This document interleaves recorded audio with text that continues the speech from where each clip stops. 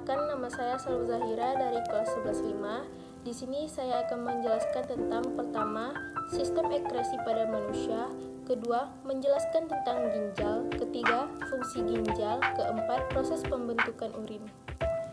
Sistem ekskresi pada manusia meliputi ginjal, hati, paru-paru, dan kulit. Proses ekskresi berfungsi antara lain sebagai berikut. Pertama, menurunkan kadar zat produk metabolisme dalam tubuh agar tidak menyebabkan akumulasi. Kedua, melindungi sel-sel tubuh dari zat-zat yang bersifat racun. Ketiga, menjaga keseimbangan cairan dalam tubuh. Keempat, membantu mempertahankan suhu tubuh. Menjelaskan tentang ginjal. Ginjal berbentuk seperti kacang berwarna merah tua keunguan, berat dan besarnya bervariasi bergantung pada jenis kelamin, umur, dan ada tidaknya ginjal pada sisi lain. Ginjal pada orang dewasa berukuran panjang sekitar 11,5 cm, lebar 6 cm, dan tebal sekitar 2,5 sampai 35 cm.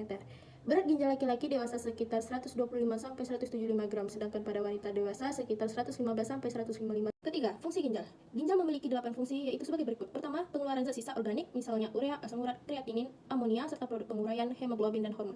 Kedua, pengeluaran zat racun, contohnya obat-obatan, zat kimia asing, zat aditif makanan, dan polutan. Ketiga, pengaturan keseimbangan konsentrasi ion-ion penting di dalam tubuh. 4. Pengaturan keseimbangan asam basa melalui ekskresi ion hidrogen, bikarbonat, dan amonia.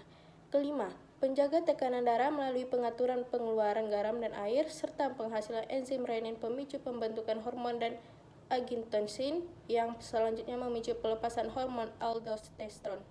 6. Pengaturan produksi sel darah merah di dalam sumsum tulang dengan melepaskan hormon eritropoietin.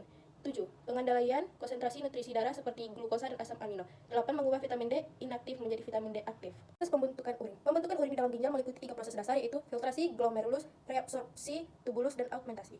Filtrasi glomerulus. Tahap pertama pembentukan urin pada manusia adalah filtrasi glomerulus.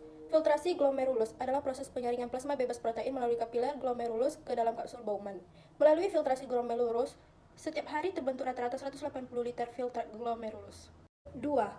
Reabsorpsi tubulus. Reabsorpsi tubulus adalah proses penyerapan kembali zat yang dibutuhkan oleh tubuh seperti glukosa, asam amino, nutrisi organik, air, dan garam mineral. Reabsorpsi dapat terjadi secara pasif maupun aktif.